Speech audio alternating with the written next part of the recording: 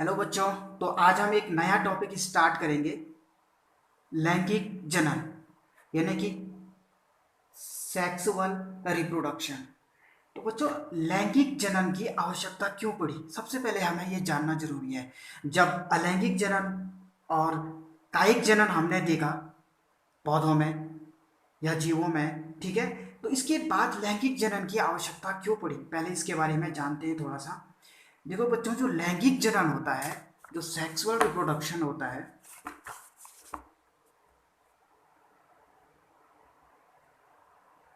Sexual reproduction sexual reproduction variation लेके आता है यानी कि हम कह सकते हैं कि सेक्सुअल रिप्रोडक्शन विभिन्नताएं लाता है। अगर सेक्सुअल रिप्रोडक्शन नहीं होगा तो विभिन्नताएं उत्पन्न नहीं होंगी भाई, ठीक है। जैसे कि विभिन्नताएं क्या, अब बात आती है कि विभिन्नताएं कैसी आती हैं। देखो, होता क्या है बच्चों कि आप आगे पढ़ेंगे जेनेटिक्स में, डिटेल में इसके बारे में थोड़ा समझा देता हूँ आपको विभिन्नताएं किस तरह से आती हैं। कि बच्चों, होता क्या है कि इसमें अर्धसूत्रीय विभाजन जब होता है, जीवना आपने अर्धसूत्रीय विभाजन कक्षा 11 में पढ़ा होगा। जब अर्धसूत्रीय विभाजन होता है, उस उस दौरान क्या होता है कि एक क्रिया होती है क्रॉसिंग ओवर की। क्रॉसिंग ओवर होता है, ठीक है ना। तो क्रॉसिंग ओवर के टाइम पे क्या होता है कि माता और पिता के जो क्रोमोसोम्स होते हैं उनके बीच क्रोमोसोम्स का आदान प्रदान हो जाता है। ठीक है भाई, कैसे, माना कि ये क्रोमोसोम है, ठीक है, माता का क्रोमोसोम,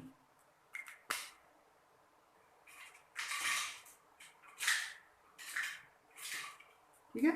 और अगला क्रोमोसोम है एक, ये पिता का है, ठीक है। तो जब इसमें कॉम्बिनेशन होगा तो कॉम्बिनेशन के टाइम क्या होगा कि इस क्रोमोसोम्स का कुछ हिस्सा इस क्रोमोसोम पे आ जाएगा, ठीक है, और इस क्रोमोसोम का कुछ हिस्सा इस क्रोमोसोम पे आ जाएगा। होगा यूं कि माना कि जो ये क्रोमोसोम है, ठीक, तो इस पे कुछ हिस्सा क्या आ गया, ये पिता के क्रोमोसोम का आ जाएगा, ठीक है। और जो ये अगला वाला क्रोमोसोम है,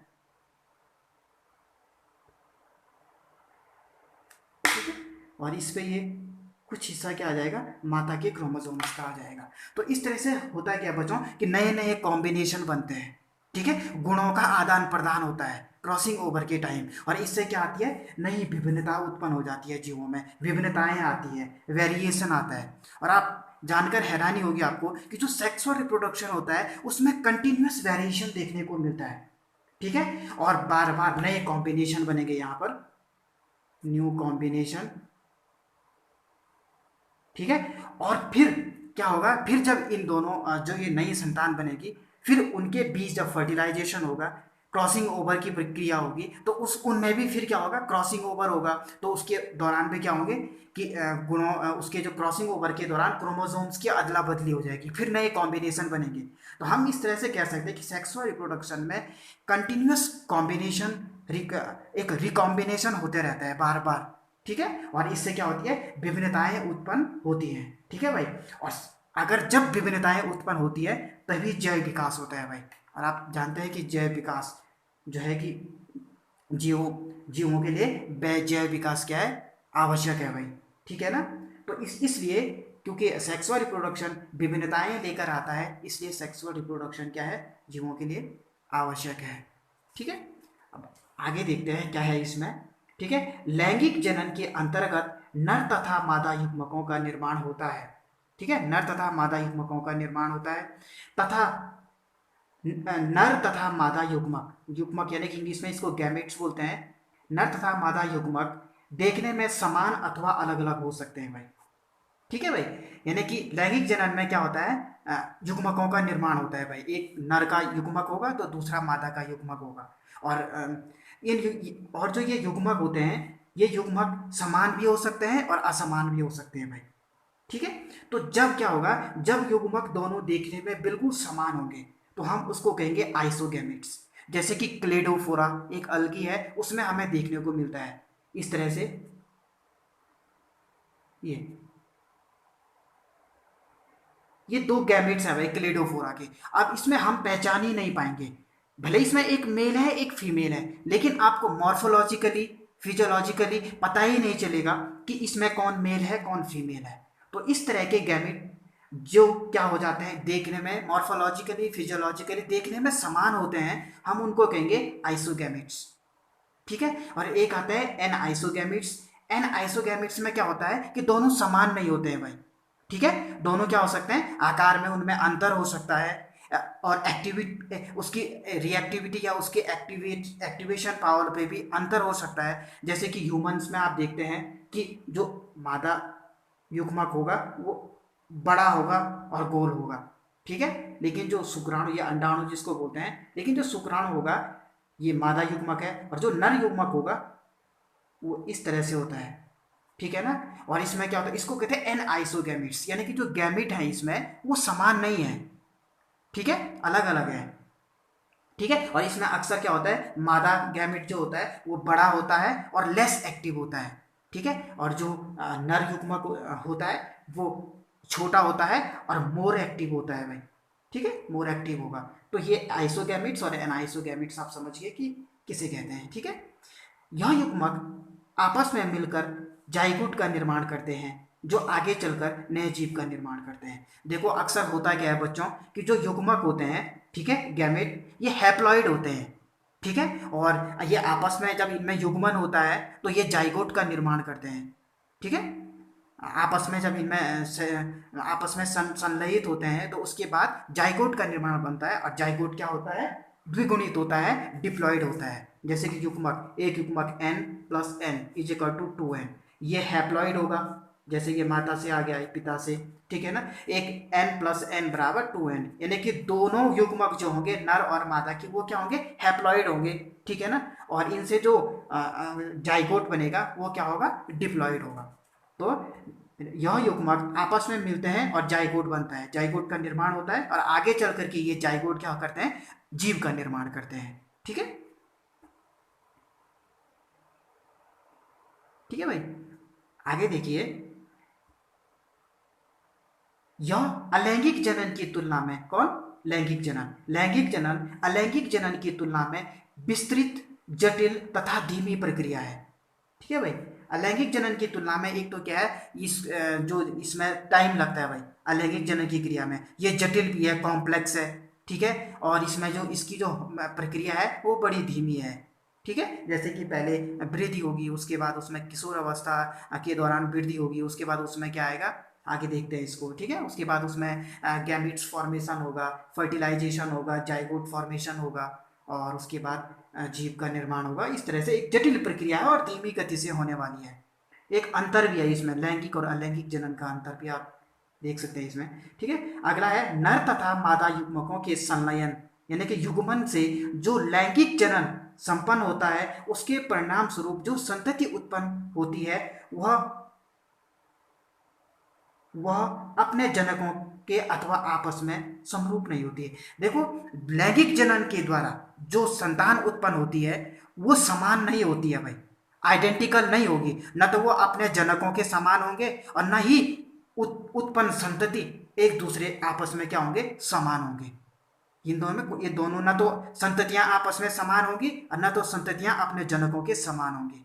ठीक है भाई। तो ये आइडेंटिकल नहीं होते हैं, अलग अलग होते हैं। ठीक है। और इसमें एक चीज और देख लीजिए कि आप, कि जो गैमेट होते हैं युग्मक, ठीक है, मेल यदि male gamete plus female gamete,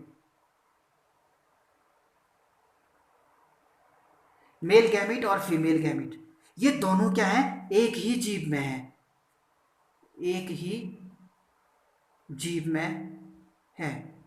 तो ऐसे जीवों को हम क्या कहेंगे, ऐसे जीवों को हम कहेंगे मोनोसियस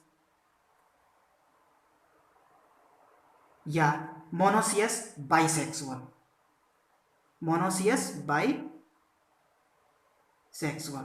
ठीक है। ऐसे जीवों को मोनोसियस बाइसेक्सुअल। देखिए ध्यान दीजिए भाई, देखो आगे जब हम आगे के चैप्टर पढ़ेंगे तो हम बार बार नहीं बताएंगे आपको। आप ये ध्यान रखिए कि अगर मेल और फीमेल गैमेट एक ही जीव में है तो ऐसे जीवों को हम मोनोसियस बाइसेक्सुअल कहेंगे, उभयलिंगी। ठीक है ना, बाइसेक्सुअल उभयलिंगी। ठीक है। और आगे देखिए, यदि मेल गैमेट फीमेल गैमेट अलग अलग जीवों में है, ठीक है ना, एक ही जीव में नहीं है, अलग अलग जीवों में है, तो ऐसे जीवों को हम कहेंगे यूनिसेक्सुअल, एक लिंगी। यूनिसेक्सुअल, ठीक है। डायसियस यूनोसेक्सुअल, यूनोसेक्सुअल, और ये मोनोसियस बाइसेक्सुअल। ये याद रखना भाई, ये दोनों वर्ड ये बड़े काम आएंगे आगे, हम जब आगे के चैप्टर पढ़ेंगे तो।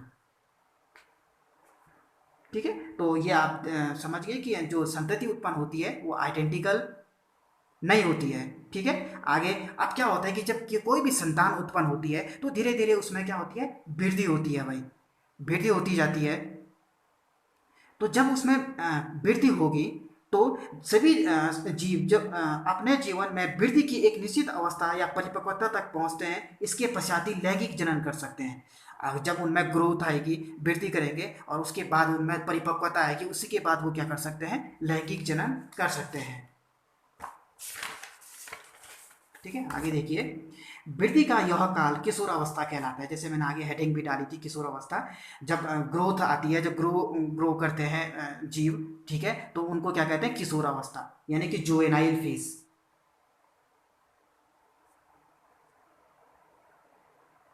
ठीक है भाई, किशोर अवस्था जीवों में इसको कहते हैं किशोर अवस्था की प्रावस्था कहलाती है, किशोर अवस्था यानी कि जुवेनाइल फेज। अगला आता है पादपों के लिए, जो ये वृद्धि की जो प्रावस्था होती है उसको कायिक प्रावस्था कहते हैं भाई। अलग अलग होता है, जीव जो होते हैं अलग अलग होता है। अगर जंतुओं में कहें तो हम जुवेनाइल फेज कहेंगे, और पादपों के लिए हम वेजिटेटिव फेज, कायिक प्रावस्था कहेंगे, वेजिटेटिव फेज। और जो ये जुवेनाइल फेज, वेजिटेटिव फेज होती हैं, ये अलग अलग होती हैं भाई, अलग अलग जीवों में अलग अलग होती हैं। ठीक है। आगे देखिए, किशोर अवस्था कायिक प्रावस्था की समाप्ति के पश्चात ही जनन प्रावस्था का प्रारंभ होता है भाई। ठीक है ना, जो जनन प्रावस्थाएं होती हैं किशोर अवस्था के समाप्ति के बाद होती हैं। जैसे ही किशोर अवस्था समाप्त होगी उसी के दौरान जो है कि जनन प्रावस्था जो है कि शुरू होगी। ठीक है। अब जनन प्रावस्था हमें किस तरह से आइडेंटिफाई करेंगे कि ये इसमें जनन प्रावस्था स्टार्ट हो गई है। तो जैसे कि जो पादप होते हैं, पादपों में फ्लावरिंग होने लग जाती है भाई। पादप आसानी से देखा जाता है पादपों में, जैसे कि उनमें पुष्प लगने लग जाते हैं। अगर पादपों में पुष्प लग रहे हैं तो हम कहेंगे कि अब इन पादपों में जनन प्रावस्था शुरू हो गई है, फ्लावरिंग स्टार्ट हो जाती है। ठीक है, तो हम कहेंगे इन पादपों में क्या हो गया है, जनन प्रावस्था प्रारंभ हो गई है, क्योंकि उसमें पुष्पन शुरू हो गया है। अब इसके कुछ एग्जाम्पल है कि अब जनन प्रावस्था भी अलग अलग जीवों में अलग अलग होती है भाई, ऐसा नहीं कि सब में एक साथ होगी, अलग अलग होती है। जैसे कि बांस, ठीक है भाई, जैसे कि जो बांस होता है,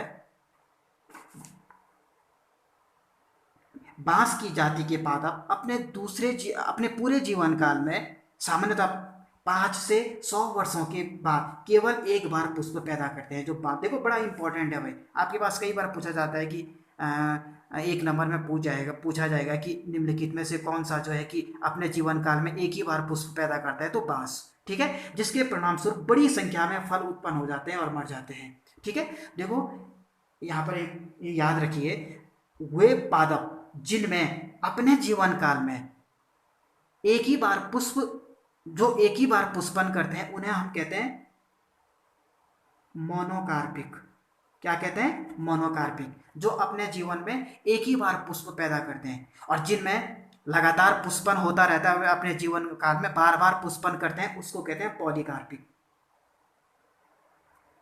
ठीक है, पॉलीकार्पिक के एग्जाम्पल आपको बहुत मिलता है अपने घरों में, जैसे अमरूद हो गया, आम हो गया, आड़ू हो गया, ये सब क्या है, पॉलीकार्पिक है। सीजनली मौसम के अनुसार अब ये क्या करते हैं, इसमें पुष्पन होता जाता है। लेकिन जो बांस है वो मोनोकार्पिक है।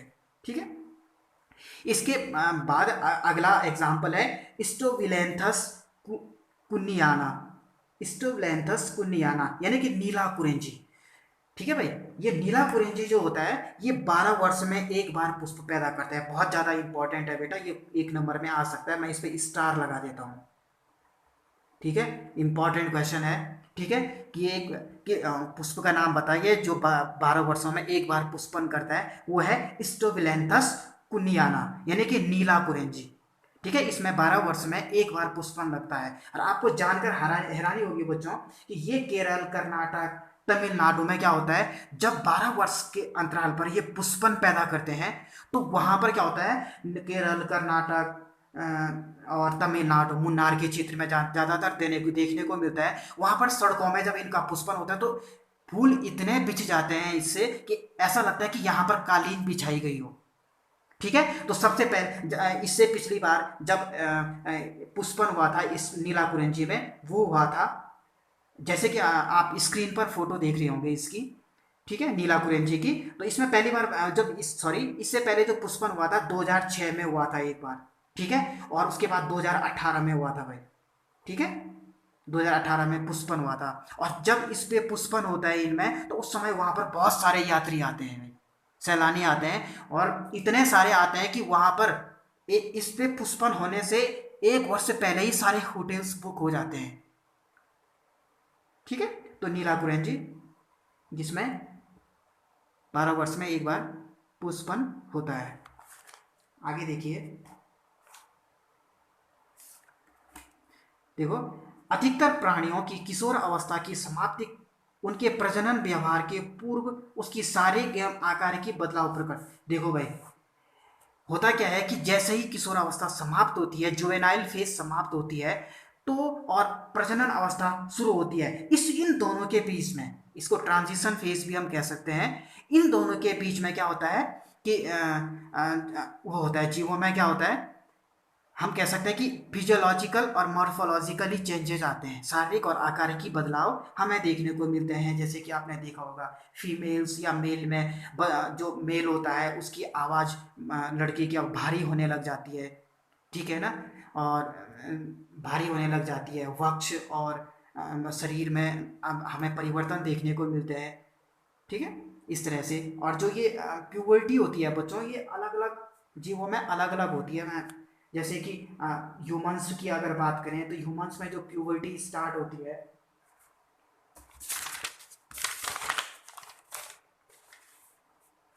ये क्लाइमेट पे डिपेंड करती है भाई। जो प्यूबर्टी होती है क्लाइमेट पर डिपेंड करती है। ठीक है, किस कहाँ का क्लाइमेट कैसा है। जैसे कि ह्यूमन बींग्स की अगर बात करें तो जो मेंस्ट्रुएशन स्टार्ट होता है ह्यूमंस बीइंग में, फीमेल में, तो वो क्या होता है अलग अलग देशों में अलग अलग होता है। जैसे कि अफ्रीका में ज़्यादा गर्म है तो फीमेल में जो प्यूबर्टी स्टार्ट होती है वो 9 वर्ष की अवस्था में ही हो जाती है। ठीक है, ह्यूमन की बात कर रहा हूँ मैं। और जैसे कि इंडिया में क्लाइमेट के अकॉर्डिंग अलग अलग प्लेस पे अलग अलग होता है। जैसे कि आप 12 से एवरेज देखा जाए तो 12 से 14 वर्ष के बीच प्यूबर्टी स्टार्ट हो जाती है। और यूरोपियन कंट्री जो होती है वहाँ पर 14 से 16 साल के बीच प्यूबर्टी स्टार्ट हो जाती है। ठीक है, तो अब आगे देखिए, पक्षियों कुछ विशेष मौसम आने पर ही अंडे देती हैं। सीजनल होती है भाई, सीजनल ब्रीडर हम कह सकते हैं। ये जो पक्षियाँ होती हैं अपने विशेष मौसम में ही क्या करती हैं, अंडे देती हैं। अंडे देती हैं। जैसे कि हाँ, कुछ अलग बात है इसमें कि जैसे कि कुकुट फॉर्म जो होते हैं, ये इसमें क्या होते हैं वर्ष भर अंडे देने की क्षमता विकसित होती है पक्षियों, जो कुकुट होते हैं, मुर्गी पालन जो होते हैं वहाँ पर आपने देखा होगा कुकुट पालन। लेकिन इसका मतलब ये नहीं है कि ये जनन क्रिया करेंगे भाई। अक्सर क्या होता है कि लोग मनुष्य क्या करता है कि अपने व्यापार के लिए वहां पर कुछ ऐसी टर्म्स एंड कंडीशन अप्लाई करता है कुक्कुट पालन में, ताकि वो क्या करे साल भर अंडे दें अपने व्यापार के लिए। ठीक है, जैसे कि वो क्या करते हैं आपने देखा होगा कुक्कुट पालन में उनको एक अलग तरह का फूड दिया जाता है। साथ में वहां पर आपने देखा होगा कि वहां पर लाइट को ऑन रखा जाता है कुक्कुट पालन में। ठीक है, तो ये व्यापार के लिए इस तरह से किया जाता है, लेकिन इसका जनन क्रिया से कोई संबंध नहीं होता है भाई। ठीक है, अधिकांश पक्षियां जो होती हैं वो मौसम पे ही अंडे देती हैं। ठीक है, अब जनन प्रावस्था के दौरान अपरास्तनी मादा, अपरास्तनी प्लासेंटल मेमेल्स जो होती है, अंडाशय, प्लासेंटल मेमेल्स की अंडाशय की सक्रियता में चक्रिक तथा सहायक वाहिका में परिवर्तन आता है। यानी कि जो ओवरी होगी, ठीक है, ओवरी में क्या होता है, साइक्लिक चेंजेस देखने को मिलते हैं, कुछ परिवर्तन आते हैं, ठीक है ना। परिवर्तन क्या आते हैं देखिए,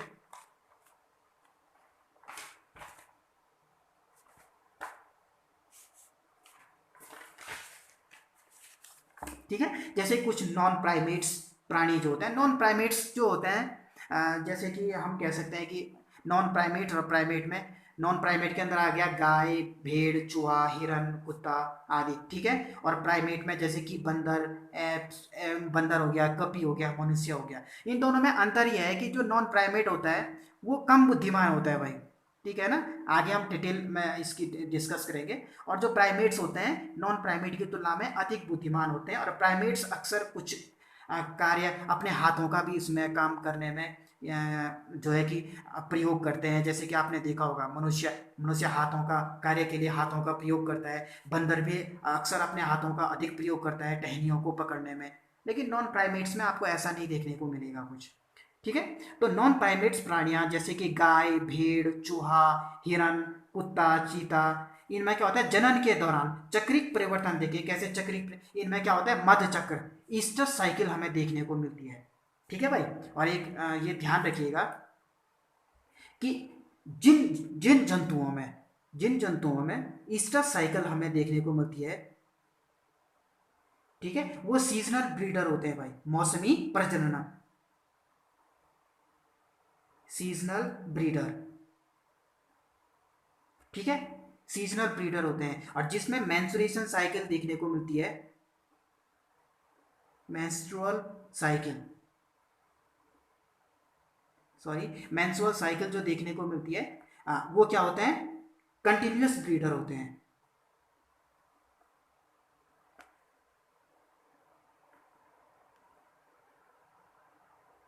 अब आप सोच सकते हैं कि मनुष्य क्या हो सकता है, कंटिन्यूअस ब्रीडर है या फिर सीजनल ब्रीडर है। कंटिन्यूअस ब्रीडर मतलब सतत प्रजनन, इससे इनका मौसम से कोई लेना देना नहीं होता है। ये क्या होते हैं, सतत प्रजननक होते हैं। और सीजनल ब्रीडर यानी कि मौसमी प्रजननक, इनमें ईस्टर साइकिल हमें देखने को मिलती है, ठीक है। तो ईस्टर साइकिल हमें किस किस में, जो आगे मैंने बताया आपको ऊपर, इन जीवों में देखने को मिलती है। जबकि कुछ प्राइमेट्स जो होते हैं जैसे कि बंदर हो गया, कपी हो गया, मनुष्य, इसमें क्या मिलता है, ऋतुस्राव चक्र, मेंस्ट्रुअल साइकिल हमें देखने को मिलती है, ठीक है। अधिकांश स्तनधारी जो कि प्राकृतिक रूप से वनों में रहते हैं, अपने जनन प्रावस्था के दौरान अनुकूल परिस्थितियों में, ये यहाँ पे मैंने हेडिंग डाली है, ठीक है, ऋतुनिष्ठ अथवा मौसमी प्रजनन यानी कि सीजनल ब्रीडर। तो सीजनल ब्रीडर कौन कौन हो गए, जो प्राकृतिक रूप से वनों में रहते हैं, अपने जनन प्रावस्था के दौरान अनुकूल परिस्थितियों में इसमें साइक्लिक चेंजेस देखने को मिलते हैं, ठीक है। इन्हीं को ऋतुनिष्ठ अथवा मौसमी प्रजनन कहते हैं। मौसमी प्रजनन यानी सीजनल ब्रीडर। और इसमें कौन सी साइकिल होगी, ईस्टर ईस्टर साइकिल होगी, ऋतुनिष्ठ प्रजननक या मौसमी प्रजननकों में, सीजनल ब्रीडर में। अगला आता है सतत प्रजननक, यानी कि अधिकांश स्तनधारी अपने पूर्ण जनन काल तक के लिए सक्रिय होते हैं। मतलब इसमें टाइम पीरियड, कोई टाइम पीरियड नहीं होता है, ये अपने कंटिन्यूस अपने जीवन काल में क्या होते हैं, किसी भी समय जनन के लिए सक्रिय होते हैं। इन्हें सतत प्रजननक या कंटिन्यूस ब्रीडर कहते हैं, ठीक है। जैसे कि और इसमें मेंस्ट्रुएशन साइकिल हमें देखने को मिलती है, मेंस्ट्रुअल साइकिल, मेंस्ट्रुअल साइकिल, ठीक है। और ये मेंस्ट्रुअल साइकिल क्या होती है बच्चों, जब हम तीसरा पार्ट मानव में जनन पढ़ेंगे तो वहां पर हम इसकी डिटेल स्टडी करेंगे, मेंस्ट्रुअल साइकिल क्या होती है और किस प्रकार से इसकी क्रियाविधि होती है, ये हम मानव में जनन जब पाठ पढ़ेंगे तो वहां पर अच्छे से पढ़ेंगे, ठीक है। आगे देखिए, वृद्धावस्था, ठीक है। अब क्या होता है कि प्रजनन आयु की समाप्ति को जीर्णता या वृद्धावस्था के मापदंड के रूप में जाना जाता है। यानी कि जब जैसे जैसे प्रजनन अवस्था समाप्त होती जाती है, तो क्या होता है उसमें वृद्धावस्था आने लगती है, जिससे क्या होता है अधिकांश जीवों में तो क्या होती है जनन प्रावस्था पूरी तरह से क्षीण हो जाती है। लेकिन कुछ ऐसे होते हैं उनमें जनन की जो पावर होती है वो कम हो जाती है, जनन क्षमता कम हो जाती है, तो वृद्धावस्था हम कहेंगे। ठीक है, शरीर में जीवन की अवधि अंतिम चरण में होती है भाई। ठीक है, इनकी जो जीवन अवधि होती है अंतिम चरण में होती है।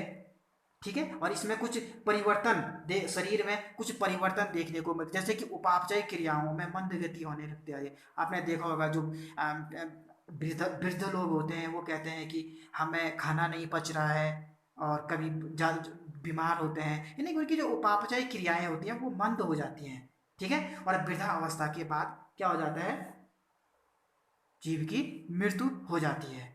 ठीक है, तो आज हमने पढ़ा लैंगिक जनन और उसकी कुछ प्रावस्थाएं, जैसे कि किशोर अवस्था, प्रजनन अवस्था और वृद्धावस्था। आप इसको अच्छे से पढ़ लीजिएगा।